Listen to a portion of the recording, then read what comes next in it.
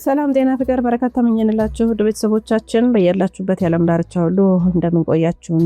በአዲስ ርዕሰ ጉዳይ ተገናኝተናል። ይሄ አዲስ ርዕሰ ጉዳይ በተለይም ደግሞ ኢትዮጵያችንን ትኩረት ያደረገ ነው። ሰሞኑን በርካታ የኛ የኢትዮጵያውያን ልጆቻችን በቁጭት አንዳንዶች ሲያለቅሱ፣ አንዳንዶች ደግሞ ሲተቹ አንዳንድ ቪዲዮዎችን ለማየት ሞክሬያለሁ ማለት ነው። ኢትዮጵያ ውድቅ ተደርጋ ኬንያ የተመረጠችበት ጉዳይ ሀያላኑ G7 ሀገራት ኢትዮጵያ ላይ ምንድን ያደረጉት የሚለውን እኛስ ምን ቢጎድለን ነው የኛን ተነጥቆ ለኬንያ የተሰጠው የሚለውን የG7 መሪዎች ጉባኤ የነበረውን በርካቶች ደግሞ አስደንጋጭ ዜና ብለው እንደዘገቡትን ነው። ይሄንን መረጃ ነው የምንነግራችሁ። ለምንስ ነው ኢትዮጵያ ከክብሯ ዝቅ ያለችው የሚለው እጅግ በጣም አነጋጋሪና የሚያስቆጭ ነገር ስለሆነ ነገሩን በጥልቀት ከእናንተ ጋር ልንፈትሸው ወደናል። አብራችሁን ስለምትሆኑ እጅግ አድርገን እናመሰግናለን። በጣም የምታተርፉበት መርሃ ግብር ነው። እስከመጨረሻው ድረስ በከበረው ስጦታችሁ በላይክ በኮሜንት በሼር አብራችሁን ቆዩ። ሮማን ጸጋዬ ነኝ ከአክሱም ቲዩብ። ሰናይ ቆይታ ይሆንላችሁ።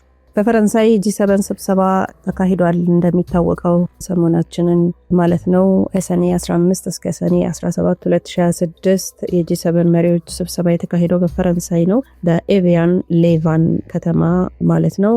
ስለዚህ ይህንን መረጃ እንግዲህ መነሻ በማድረግ በደንብ ነው በጥልቀት የምንፈትሸው። በርካቶችን እንደዛ ሲያስቆጭ የነበረው ጉዳይ ምንድን ነው? በፈረንሳዩ G7 ስብሰባ ላይ በተለይ ደግሞ ከአፍሪካ ጋር በተያያዘ የተመዘገቡት እውነተኛና ያልተጠበቁ ክስተቶች አሉ። የኬንያ ልዩ የግብዣ ክብርና የተጽዕኖ ፈጣሪነት ሚና፣ ፕሬዚዳንት ኢማኑኤል ማክሮን የኬንያውን ፕሬዚዳንት ዊሊያም ሩቶን በክብር እንግድነት ወደ ኢቫን ጋብዛቸዋል። ሰኔ 16 2026 በነበረው የምሳ ሰዓት የከሰዓት ውይይት ላይ ሩቶ ከG7 መሪዎች ከዓለም ባንክና ከአፍሪካ ልማት ባንክ ኃላፊዎች ጋር እኩል ጠረጴዛ ላይ ተቀምጠው ተወያይተዋል። አስደሳቹ ዜና ታዲያ የሩቶ ጥሪ ሰሚ ማግኘቱ፣ ፕሬዚዳንት ሩቶ በG7 መሪዎች ፊት ባደረጉት ንግግር አፍሪካ የእርዳታ ተጠቃሚ ወይ ደግሞ ተመልካች መሆን አቁማ የዓለም አቀፍ ውሳኔዎች ተባባሪ ደራሲ መሆን ትፈልጋለች ብለዋል ማለት ነውና የG7 ሀገራት ለአፍሪካ ተቋማት የብድር ዋስትና፣ የአደጋ ስጋት መጋራት እንዲያደርጉ የጠየቁት ጥሪ በG7 መሪዎች ዘንድ ትልቅ ትኩረትን ያገኘ ሆኗል ማለት ነውና በስብሰባው ላይም የነበረው የናይሮቢው ስምምነት ከG7 ስብሰባ ጥቂት ቀናት ቀደም ብሎ በግንቦት 2026 ፈረንሳይና ኬንያ በናይሮቢ አፍሪካ ፎርዋርድ ሰሚት የተሰኘ ታሪካዊ ጉባኤ በጋራ አዘጋጅተው ነበር እንደሚታወቀውና ይሄ ፈረንሳይ ከእንግሊዝኛ ተናጋሪ የአፍሪካ ሀገር ጋር ያደረገችው የመጀመሪያው ግዙፍ ስምምነት ሲሆን ዓላማው የምዕራባውያንን የገንዘብ አርኪቴክቸር ማሻሻል እና የቻይናና ሩሲያ ተጽዕኖ በምስራቅ አፍሪካ መገደብ ነው። ሌላው ኢትዮጵያ መገለል በጣም ያልተጠበቀና አስደንጋጭ ክስተት ነው ብለዋል በርካቶች። በዚህ የፈረንሳይ አዲስ የምስራቅ አፍሪካ ስትራቴጂ ውስጥ ኬንያ ዋና ማዕከል ስትሆን ኢትዮጵያ ግን ከነዚህ አዳዲስ የG7 የመሰረተ ልማትና የአረንጓዴ ኢነርጂ ግዙፍ ፈንዶች ተጠቃሚነት ወደ ኋላ እንድታፈገፍግ ተደርጋለች ማለት ነውና እንግዲህ ይህንን ነው በጥልቀት ልናየው የወደድ ነው። የብሬክስ አባል ናት የኢትዮጵያ እንደሚታወቀው። G7 ደግሞ በተለይ ደግሞ ነፍሳቸውን ይማርና ጠቅላይ ሚኒስትር መለስ ዜናዊ በተደጋጋሚ በዚህ በG7 ስብሰባ ላይ ተገኝተው ነበረ። ከእሳቸውም በመቀጠል ጠቅላይ ሚኒስትር ኃይለማርያም ደሳለኝም በዚህ ስብሰባ ላይ ተገኝተዋል። የG7 ሀገራት ፈረንሳይ ለኢትዮጵያ ሊሰጡ የሚችሏቸው ወይ ደግሞ ቀደም ሲል የነበሩት ሶስት ዋና ዋና ታላላቅ እድሎች ነው ዞር አድርጋ ለኬንያ የሰጠችብን ማለት ነው። ለምሳሌ ቀጠና ዋና ስትራቴጂካዊ አጋር ክብሯ ቀደም ሲል ምዕራባውያን በምስራቅ አፍሪካ ትልቅ ውሳኔ ሲያሳልፉ፣ ሰላም ለማስከበር ሲንቀሳቀሱ፣ የልማት አቅጣጫ ሲቀይሱ መጀመሪያ የሚያማክሩት የልብ ጓደኛ የሚያደርጉት አዲስ አበባ ነበር። አሁን ግን ይህንን ይፋዊ ክብር ለናይሮቢ ሰጥተዋል። አሜሪካ ኬንያን ማጆር ነን ኔቶ አሊ ኔቶ ውጭ ያለች ዋና ስትራቴጂካዊ አጋር ስትላት፣ ፈረንሳይም የG7ን ስትራቴጂ ተከትላ የኢኮኖሚና የመሰረተ ልማት ማዕከሏን የናይሮቢ አደርጋለች ማለት ነው። የPGI ግዙፍ የመሰረተ ልማትና የቴክኖሎጂ ፈንድ የG7 ሀገራት የቻይናን ተጽዕኖ ለመግታት ያዘጋጁት በቢሊዮን የሚቆጠር ዶላር የአረንጓዴ ኢነርጂ፣ የዲጂታል ቴክኖሎጂና የትራንስፖርት መሰረተ ልማት በጀት ዋነኛ መዳረሻ ኬንያ ይሆናለች ማለት ነው። ኢትዮጵያ ከዚህ ረገድ እንግዲህ በዚህ ፈንድ ተጠቃሚ የመሆን እድሏ እጅግ ዝቅተኛ እንዲሆን ሆኗል። የዓለም አቀፍ የገንዘብ ተቋማትም እና IMF እና የዓለም ባንክ ጠበቃነት ኬንያ በG7 ስብሰባዎች ላይ ጭምር እየተጋበዘች ለአፍሪካ የብድር ስነስርዓት መሻሻል ስትሟገት፣ ምዕራባውያኑ የእሷን የብድር ጫና ለማቃለል ተጨማሪ ፈንድ ለመስጠት ፈጣን ምላሽ እየሰጡ ነው። ኢትዮጵያ ግን ለምታደርገው የብድር ሽግሽግና የዕዳ ስረዛ ድርድር የምዕራባዊ የምዕራባውያን ድጋፍ እየቀዘቀዘባት መጥቷል ማለት ነው። ከምዕራባውያን ፍላጎት ጋር ፍጹም መጣጣም አሳይታለች ነው የሚባለው። እንግዲህ ኬንያ የውጭ ፖሊሲዋን ሙሉ ለሙሉ ከምዕራባውያኑ ከአሜሪካና አውሮፓ ጋር አሰልፋለች። የምዕራባውያኑ ጥቅም አደጋ ላይ የሚጥል ምንም አይነት የፖለቲካ እርምጃ አትወስድም ኬንያ። በነገራችን ላይ ጥንካሬዋ የተገለጸው እንደዛ ተብሎ ነው። አስተማማኝ የባህር በርና ኢትዮጵራቲ አቀማመጥ፣ ኬንያ የራሷ የሆነ ሰፊ የህንድ ውቅያኖስ የባህር ጠረፍ፣ የሞምባሳ ወደብ አላት። ይሄ ደግሞ ፈረንሳይ እና የጂ7 ሀገራት በህንድ ውቅያኖስ በቀይ ባህር ቀጠና ያላቸውን የባህር ላይ ደህንነት ለማስከበር የንግድ መርከቦች ከባህር ዘረፋና ከጥቃት ለመጠበቅ ኬንያ ፍጹም ምቹ አጋር አድርገዋታል ማለት ነውና ዓለም አቀፍ ታማኝ ናት ብለዋታል።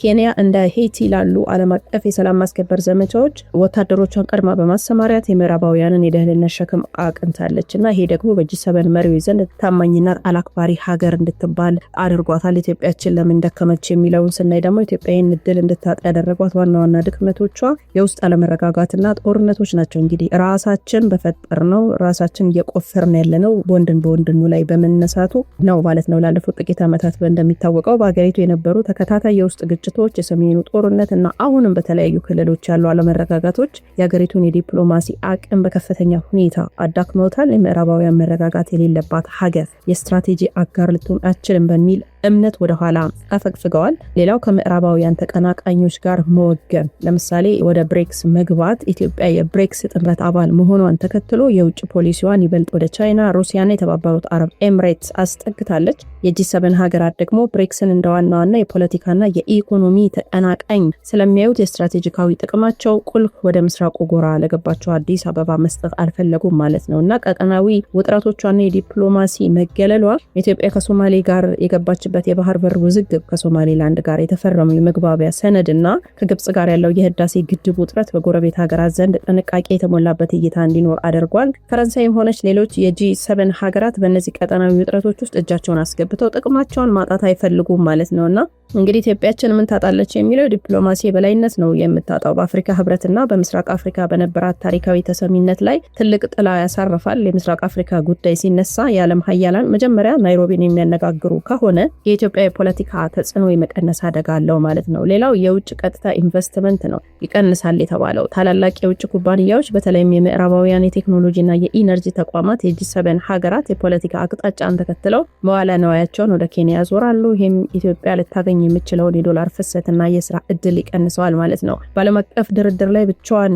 ልትሆንም ትችላለች። ሀገሪቱ ከዓለም አቀፍ የገንዘብ ተቋማት ጋር በምታደርገው የብድርና የእርዳታ ድርድር ላይ ጠንካራ የምዕራባውያን ደጋፊ ወይ ደግሞ ጠበቃ ስለማታገኝ የምዕራባውያኑ የፖለቲካና የሰብአዊ መብት ቅድመ ሁኔታዎች ይበልጥ እየተጠናከሩ ይሄዳሉ ማለት ነውና እስኪ ይሄ ዲፕሎማሲ የሚባለውን ነገር እስኪ ወደ ኋላ ተመልሰን እንየው። የአጼ ኃይለ ሥላሴ ዘመነ መንግስት ለምሳሌ ብናይ ያው በዚህ ጊዜ ጂ7 በርግጥ አልነበረም። አጼ ኃይለ ሥላሴ ዘመነ መንግስት ያከተመው ከስልጣን የወረዱት መስከረም 1974 ነው። በደርግ መንግስት በፈንቅለ መንግስት የተደረገባቸው ማለት ነው። ስለዚህ ቡድኑ ለመጀመሪያ ጊዜ በፈረንሳይ አስተናጋጅነት በመጀመሪያ በጂ6 ደረጃ ቀጥሎ ካናዳ ስትቀላቀል ጂ7 በመሆን የመጀመሪያ ይፋዊ ስብሰባ ሲያደርጉ አጼ ኃይለ ሥላሴ ያው ከስልጣን ወርደው ነበረ።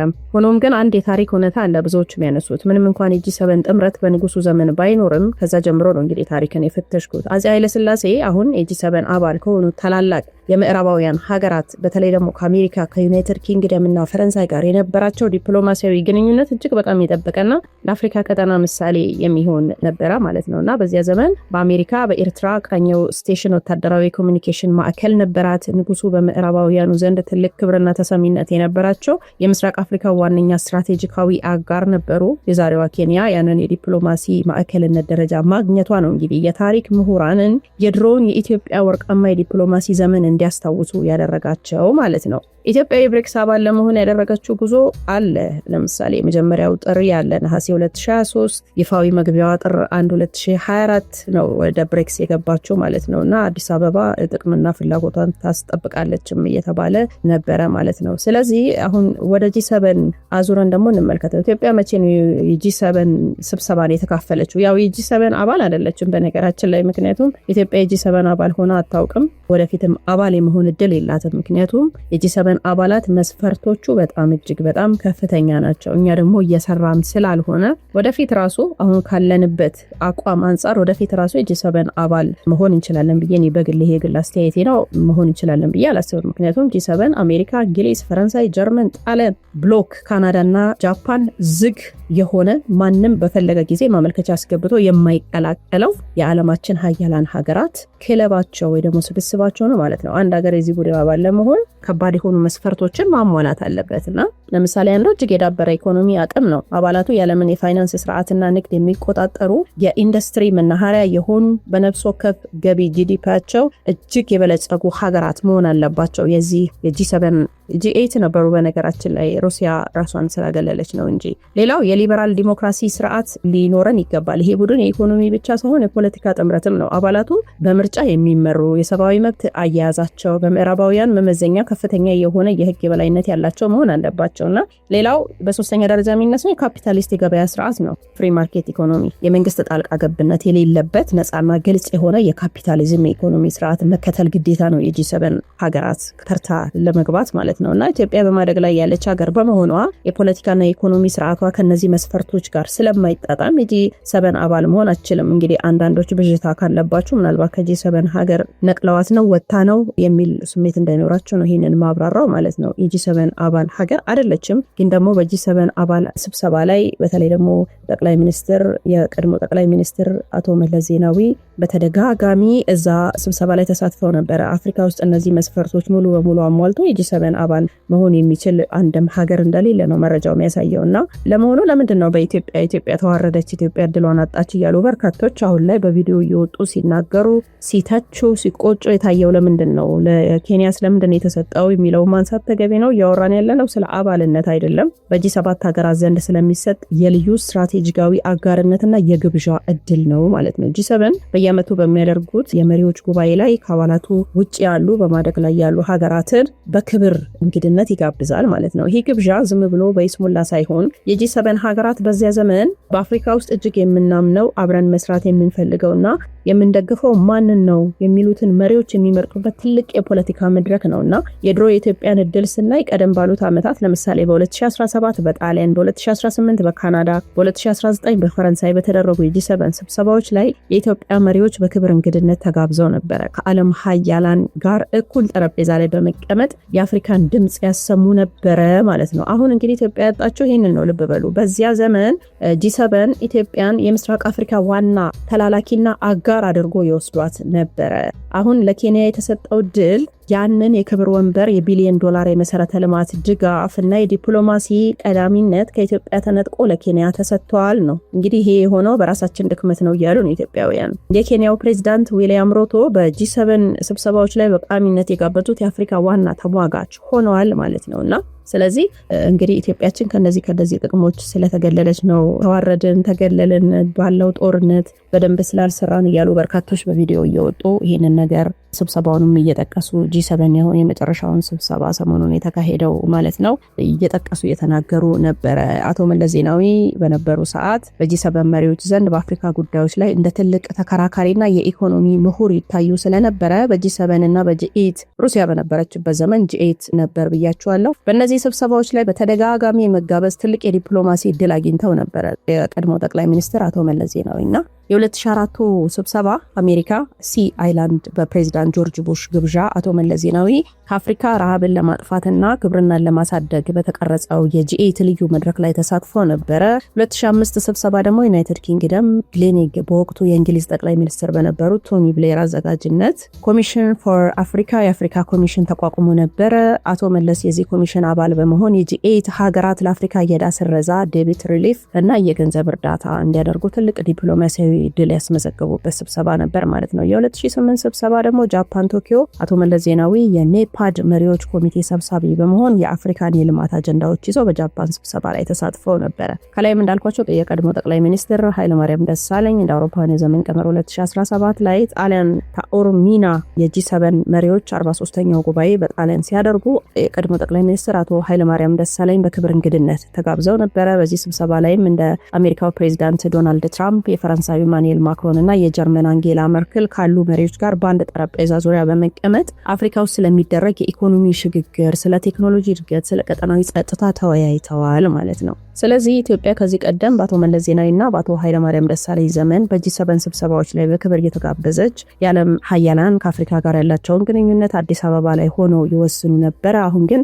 በ2026 የዲፕሎማሲ ክብር ወደ ናይሮቢ ዞሮ የኬንያው ፕሬዚዳንት ዊሊያም ሩቶ የዚያ ወንበር ባለቤት መሆናቸው የኢትዮጵያን የዲፕሎማሲ የበላይነት መዳከም ፍንጭ የሚሰጥ ነው ተብሎ እየተተቸ ነው ማለት ነው ወደ ቤተሰቦቻችን። ስለዚህ እንግዲህ ታሪካዊ የሆነ መረጃ ነው ልንለው እንችላለን።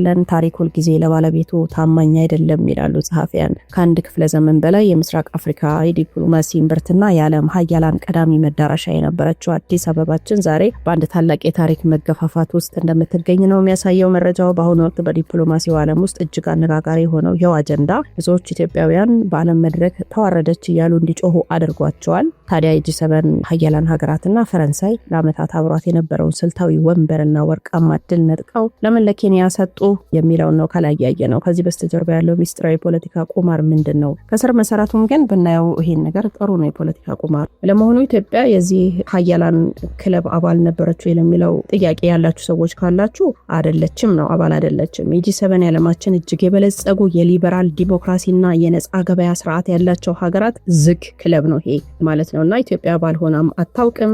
ነገር ግን በአፍሪካ ስም ዋና ተሟጋች ተደርጋ በክብር እንግድነት ትጋበዝ ነበረ ነው ፖይንቱ ይሄ ነው። ከአፄ ኃይለ ሥላሴ ዘመነ መንግስት ጀምሮ ምዕራባውያን ስለ አፍሪካ ቀንድ ለመወሰን መጀመሪያ አዲስ አበባን ያንኳኩ ነበረ።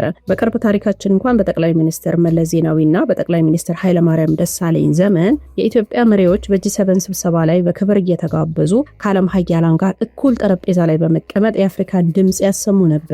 ይሁንና በ2026 ያ የክብር ወንበር ወደ ናይሮቢ ዞሯል እየተባለ ነው። ሁሉ ነገር የተቀየረው ታዲያ በአንድ ጀንበር ነው። እንደ አውሮፓውያን አቆጣጠር 2019 ፈረንሳይ የኢትዮጵያን ባህር ኃይል እንደገና ለማቋቋም ታሪካዊ ወታደራዊ ስምምነት ተፈራርማለች እንደሚታወቀው። ነገር ግን በ2020 የተቀሰቀሰው የሰሜኑ ጦርነት የምዕራባውያን ልብ አሸብሯል። በሰብአዊ መብት ስጋት ስም ፈረንሳይ ስምምነቱን አገደች። ከጦርነቱ ማብቃት በኋላም ኢትዮጵያ ከሶማሊያ ጋር የገባችበት የባህር በር ውዝግብና ከግብጽ ጋር ያለው የህዳሴ ግድብ ውጥረት ፈረንሳይን ይበልጥ አስፈርቷታል። ፈረንሳይ ፍንዳታና ተለዋዋጭ ሁኔታዎች በበዙበት ቀጠና ውስጥ እጇን አስገብታ ጥቅሟን ማጣት አትፈልግም። ምክንያቱም አንድ ሀገር ከራሱ ጥቅም አንጻር ነው ሌላን ሀገር ወደ ራሱ ሊስብ የሚችለው ማለት ነው። የመጀመሪያ የቀጠናው ዋና ስትራቴጂካዊ አጋር የመሆን የክብር ማዕረግ ነው። አሜሪካ ኬንያን ከኔቶ ውጪ ያለች ዋና ህጋዊ አጋር ስታረጋት፣ ፈረንሳይ ደግሞ የጂ7 ስትራቴጂን ተከትላ የኢኮኖሚ የመሰረተ ልማት ማዕከል ናይሮቢን አደረገች ማለት ነው። ሁለተኛው የፒጂአይአይ ነው፣ የቢሊዮን ዶላር ፈንድ ማለት ነው። የቻይናን ተጽዕኖ ለመግታት ምዕራባውያን ያዘጋጁት የአረንጓዴ ኢነርጂና የዲጂታል ቴክኖሎጂ በጀት መፍሰሻዋ ናይሮቢ ሆናለች ማለት ነው። ሶስተኛው የዓለም አቀፍ የገንዘብ ተቋማት ጠበቃ ነው። ኬንያ ከጂ7 መድረክ ላይ ለአፍሪካ የብድር ስረዛ ስትሟገት ምዕራባውያኑ የእሷን የብድር ጫና ለማቅለል እጃቸውን ዘርግተዋል እንደማለት ነው። ስለዚህ ኢትዮጵያ ምን አጣች? ድክመታችንስ ምን ነበር ብለን ወደ ውስጣችን ማየት ተገቢ ነው። የኢትዮጵያ ዋነኛ ድክመት የውስጥ አለመረጋጋትና አለመረጋጋት ነው። ስልታዊ የውጭ ፖሊሲ ሽግግር። ኢትዮጵያ የብሬክስ ጥምረትን ተቀላቅለ ወደ ቻይናና ሩሲያ ጎራ ስትጠጋ የጂ7 ሀገራት ይሄንን እንደ ስጋት ቆጠሩት ማለት ነው። ጂ7 እና ብሬክስ እንግዲህ ታውቃላችሁ አይጥና ድመት ናቸው። ኬንያ ግን በተቃራኒው የውጭ ፖሊሲዋን ሙሉ በሙሉ ለምዕራባውያን አሳልፋ በመስጠት በአንጻራዊነት የተረጋጋ ፖለቲካና ሰፊ የህንድ ውቅያኖስ የባህር በር ስላላት ለምዕራባውያኑ ፍጹም ታማኝ ምሽግ ሆና ቀረበች ማለት ነው። በዚህ ምክንያት ኢትዮጵያ ታሪካዊ የዲፕሎማሲ የበላይነቷን፣ የውጭ ቀጥታ ኢንቨስትመንት ፍሰትን አታለች። ወደፊትም በዓለም አቀፍ ድርድር ላይ ብቻዋን የመቅረት አደጋ ትጋፈጣለች እንደማለት ነው። ይሄ ውሳኔ የኢትዮጵያ ፍጹም መሸነፍ ወይ ደግሞ የአዲስ ስልታዊ ምርጫ መጀመሪያ ነው ወይ ብለንም ስናይ ኬንያ ሙሉ በሙሉ የምዕራባውያንን መንገድ መርጣ ጥቅም ስትሰበስብ፣ ኢትዮጵያ ግን የብሬክስ አባል በመሆን የራሷን ገለልተኛ የፖለቲካ መስመር ለመቅረጽ የከፈለችው የዲፕሎማሲ ዋጋ ነው። በነገራችን ላይ በጣም ብዙዎች ስጋታቸውን አስቀምጠዋል፣ ቁጭታቸውን ተናግረዋል። ታሪክ ግን አልተደመደመም። የምስራቅ አፍሪካ የጂኦፖለቲካ ካርታ ወደ የትኛው ወገን ያጋድል ይሆን የሚለውን ነገር እንግዲህ ጊዜ የሚለየ ይሆናል። ውድ ቤተሰቦቻችን እንግዲህ ለመረጃ ያህል ይህን ከነገርናቸው እናንተ ደግሞ ሀሳብ አስተያየታችሁን ብታጋሩን ደስ ይለናል። ምን ታስባላችሁ በዚህ ጉዳይ ላይ? ኢትዮጵያ እንደሚባለው በእውነት ተዋርዳለች ወይስ የረጅም ጊዜ ጥቅም እያሰላች ነው ብላችሁ ታስባላችሁ? ሀሳባችሁን እንደተለመደው በኮሜንት መስጫው ላይ አጋሩን።